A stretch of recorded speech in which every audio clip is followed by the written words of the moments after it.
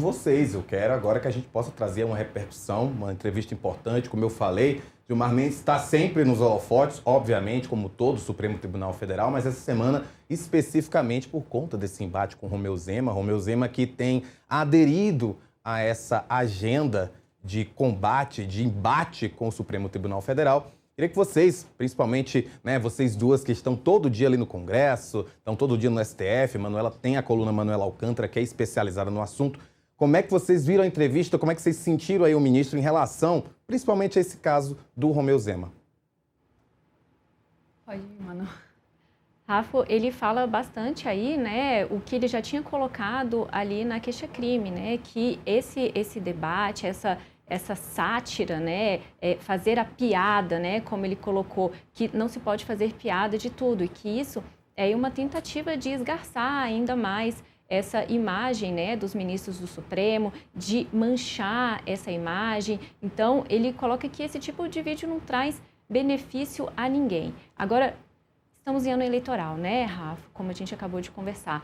Romeu Zema é pré-candidato à presidência da República. Então, esse assunto, ele tem aí girado na internet com muitos comentários.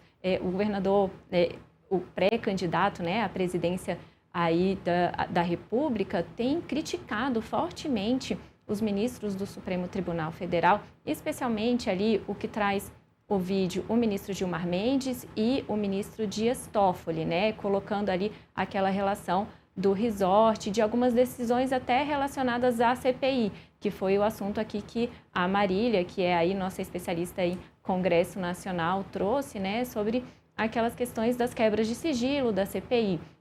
Então, esse embate, essa discussão envolve muito mais do que um pré-candidato que tem ganhado os holofotes com essa discussão com o ministro Gilmar Mendes, e esse posicionamento do ministro também sobre a questão de imagem, dos ministros do Supremo Tribunal. Ele envolve ali duas CPIs que ficaram enfraquecidas, duas CPIs que trouxeram à tona uma discussão sobre os poderes do STF, os poderes do Congresso. Acho que a Marília pode falar um pouquinho mais para a gente sobre essa situação aí provocada, aí por decisões dos ministros, por investigações da CPI e até por esses vazamentos que o ministro Gilmar Mendes trouxe agora na entrevista, sobre a questão da ex-noiva de Daniel Worcar. O ministro Gilmar Mendes bateu muito nessa questão, ele falou que aquilo ali fragilizou muito, era uma questão pessoal, íntima de Daniel Worcar e da ex-noiva, e isso vazou ali quando chegou essas informações, de quebra de sigilo, chegaram nas mãos da CPI. Só para eu acrescentar aqui o que a Manu falou, Rafa, tudo que reforça, agora em 2026, nos leva para outubro, que é quando acontece aí as eleições 2026.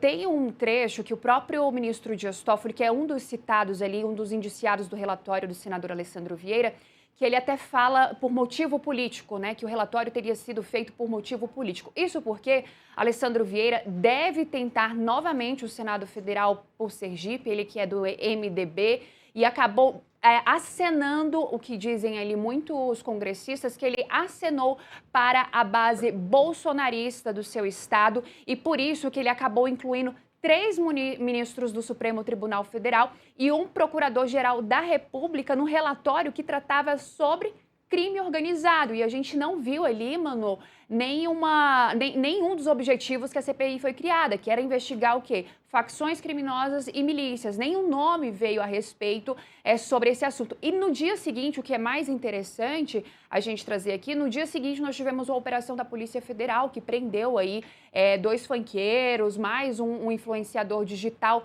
justamente por contribuir com o crime organizado ali, voltados ali para essas organizações criminosas. A gente questionou o senador Alessandro Vieira lá no Congresso Nacional por que trouxe ministros e não trouxe, de fato, as facções criminosas, e ele disse que ali no seu relatório estava tudo embasado, mas que estava voltado mais para o Banco Master. Mas o que é mais interessante que a gente vê agora é que tudo se volta para as eleições. E como o ministro Gilmar Mendes disse, né, que o Supremo vai continuar julgando, que não há preocupação e nem preocupação com o Senado Federal, porque o Senado Federal, que é importante a gente destacar, o Senado Federal vão ser trocadas aí 2/3 das cadeiras lá dentro do Senado. E é lá no Senado que pauta impeachment de ministros. A gente vê hoje um número gigantesco de pedidos de impeachment de ministros, principalmente voltados ao ministro Alexandre de Moraes, que no período do julgamento do 8 de janeiro foi onde ele teve um boom em relação a esses pedidos, mas o atual presidente, Davi Alcolumbre, não pautou nenhum desses pedidos de impeachment.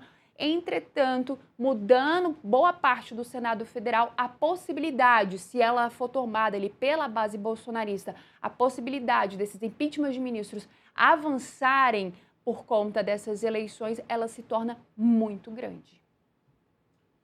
Manuela Alcântara, Marília Ribeiro, quero dizer que, obviamente, é muito importante que tenhamos um ministro do Supremo Tribunal Federal dando entrevista aqui no Agora Metrópolis, principalmente o decano, uma das pessoas mais experientes, um dos maiores juristas do mundo.